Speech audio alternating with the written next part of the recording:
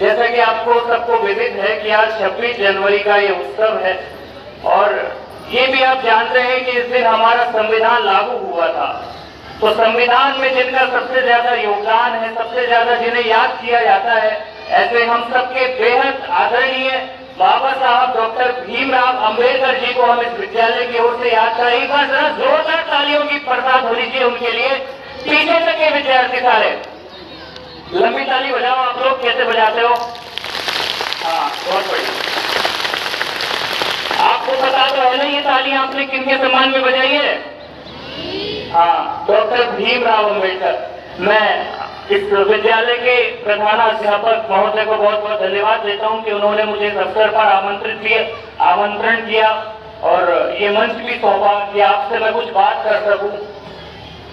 मैं ज्यादा कुछ को बोलने के मूड में नहीं हूं क्योंकि बहुत कुछ कह दिया जा चुका है। चिंता मत करो, मैं ज्यादा देर आपके प्राण नहीं पीऊंगा, बहुत कम समय में अपनी बात कहूंगा। इस कार्यक्रम को देखकर मुझे वो सारे दिन याद आ गए जब मैं भी आप लोगों की तरह इन्हीं बच्चों की तरह बैठा करता था। बच्चे आते थे, डांस होता था, नाटक होता था। मैंने कभी अपनी पूरी जिंदगी में स्टेज पर किसी नाटक में, किसी कविता में, कभी किसी भाषण में कभी भाग नहीं लिया क्योंकि मुझे माइक से और स्टेज से बड़ा डर लगता था। मैं ये सोचता था कि इतने सारे लड़के होंगे और फिर लड़कियां भी होंगी, अगर कुछ भूल भाल जाएंगे तो बड़ी दिक्कत हो जाएगी। इसलिए मैं हमेशा इस सबसे पीछे रहा। लेकिन धीरे धीरे, क्योंकि अब तो मैं शिक्षक बन चुका हूँ, मुझे याद है यही पीछे पाटोड़ में हमारी कक्षा लगती थी और सारे अध्यापक भी मुझे याद है। आदरणीय बनवारी जी, शशिकांत जी सर, इन्होंने हमको 10th में संस्कृत पढ़ाई थी। अगर इन्होंने ऐसी संस्कृत मुझे नहीं पढ़ाई होती तो मैं सचमुच आज उस पद पर नहीं पहुंच पाता क्योंकि मैं संस्कृत से हूँ। एक बार जरा उनके सम्मान में आप बड़ी तालियां बजाएं। मैं चाहता हूँ एक बार शशिकांत जी सर के लिए एक बार सारे विद्यार्थी। आदरणीय मनोज जी गुरु जी, इनके यहाँ मैं पढ़ा हूँ। इन्होंने मुझे बहुत अच्छी बातें बताई है, कहानियां सुनाई है, नैतिक शिक्षा दी है। मैं एक बात बिल्कुल आपसे सत्य कहता हूँ, अभी जब आप 23 जनवरी को रैली निकाल रहे थे सुभाष चंद्र बोस की, तो मैं अपने घर की छत पे खड़ा होकर के उस पूरी रैली को देख रहा था और मैंने तभी ये सोचा कि मैं एक दिन समय निकाल करके विद्यार्थियों के पास जाऊंगा, उनसे कुछ बातें करूंगा, कुछ संवाद करूंगा, क्लास में जाऊंगा उनकी मैं। तो मैं आज इस अवसर पर आपके बीच में आया हूँ। ये जो होड़ लगी है ना अंग्रेजी की, एक तो मैं बहुत प्रेम से आपको ये बात कहना चाहता हूँ, कभी भी अपने मन में ये कभी ग्लानि मत आने देना, कभी ये हीन भावना मत आने देना कि आप हिंदी माध्यम से पढ़ रहे हो, कभी मत आने देना। हिंदी यार हमारी मातृभाषा है और माँ से तो प्रेम किया जाता है, माँ से ग्लानि थोड़ी की जाती है। क्योंकि मैं देखता हूँ ना अंग्रेजी पढ़ने वाले विद्यार्थियों को, हमारी भाषा नहीं है, आ जाएगी धीरे धीरे, क्या दिक्कत है। और अंग्रेजी नहीं आती तो बिल्कुल मत घबराइए, दुनिया की सबसे सरल भाषा है अंग्रेजी, सबसे सरल। नहीं आती बिल्कुल मत घबराइए। आप 5 अंग्रेजों के साथ 20 दिन रह जाइए, 21वें दिन आप खुद अंग्रेजी बोलने लगेंगे, इतनी सरल भाषा है अंग्रेजी। जबकि हिंदी में ऐसा नहीं है। हिंदी में तो बुद्धि लगती है और संस्कृत में तो बुद्धि कौशल लगता है, संस्कृत में तो और भी ज्यादा वैज्ञानिकता लगती है। मेरी नजरों में न केवल इस गांव में, न केवल इस तहसील में, बल्कि इस पूरे जिले में बच्चों को संस्कारित करने में सर्वश्रेष्ठ विद्यालय अगर कोई है तो वो ये है आदर्श विद्या मंदिर। मैं चाहता हूं एक बार इस विद्यालय के सम्मान में आगे से पीछे तक बड़ी तालियों के माध्यम से इस विद्यालय का आप सम्मान करें। मैंने अपने जीवन में जो कुछ भी हासिल किया है वो सब इसी विद्यालय की देन है। मैं केवल 3 ही साल यहाँ पढ़ पाया और ये मेरा बड़ा दुर्भाग्य है कि मैं पूरा पढ़ना चाहता था 10वीं तक, 12वीं तक, लेकिन मैं नहीं पढ़ पाया।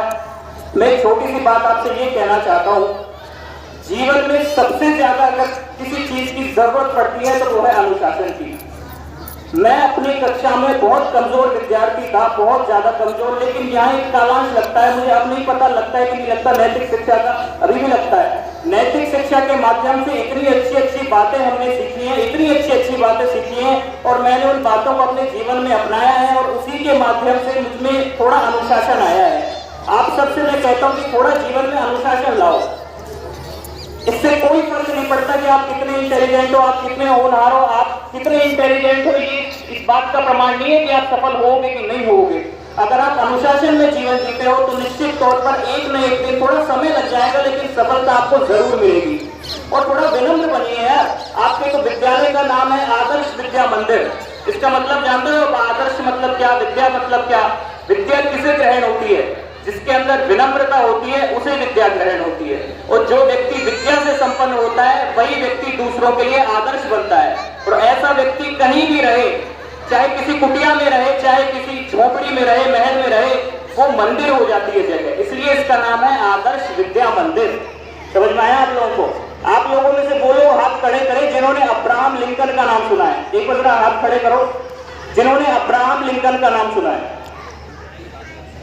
कम लोग जानते हैं, कोई बात नहीं, अब आप जान जाओगे। ये अमेरिका के राष्ट्रपति थे। उनके अंदर कितनी गजब की विनम्रता थी। मैं एक छोटा सा दृष्टांत आपको देता हूं। वो किसी कार्यक्रम में जा रहे थे और आगे पीछे पुलिस फोर्स भी जा रही थी और उनकी सीट के जस्ट बगल में उनका एक सेक्रेटरी बैठा था जिसे सचिव कहते हैं। और जब उनकी गाड़ी जा रही थी तो अमेरिका के एक बहुत ही साधारण से व्यक्ति ने जब उनको देखा अब्राहम लिंकन को, तो 3 बार अभिवादन किया। कितनी बार किया?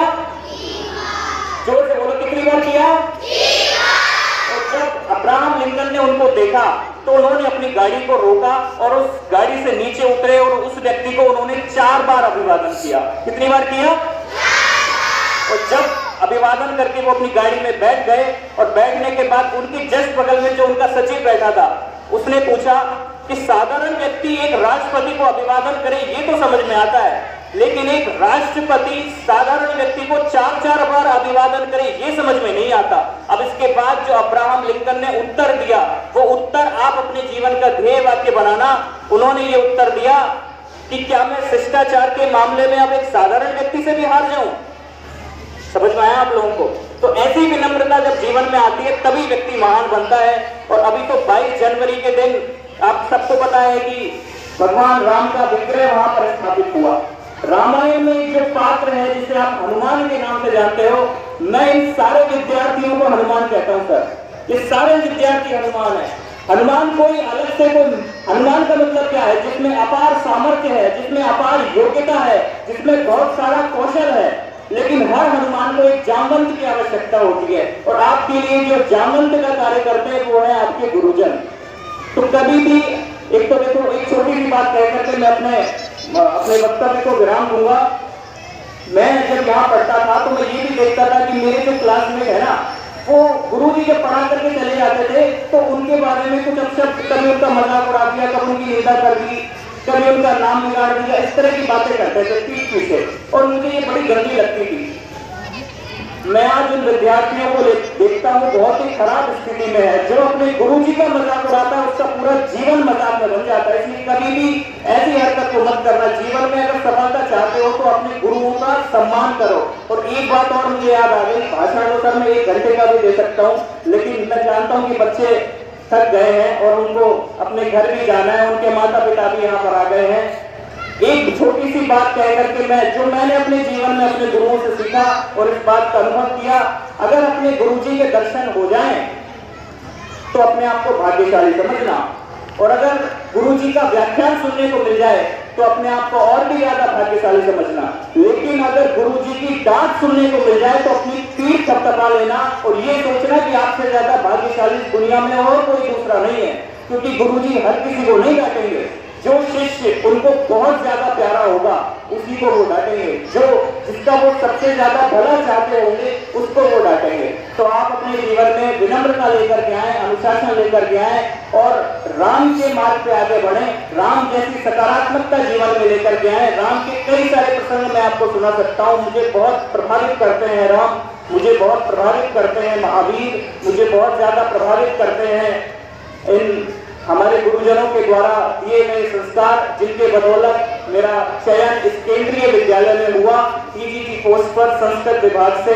मैं आप सबको बहुत बहुत धन्यवाद देता हूँ। बहुत बहुत धन्यवाद, बहुत बहुत आभार।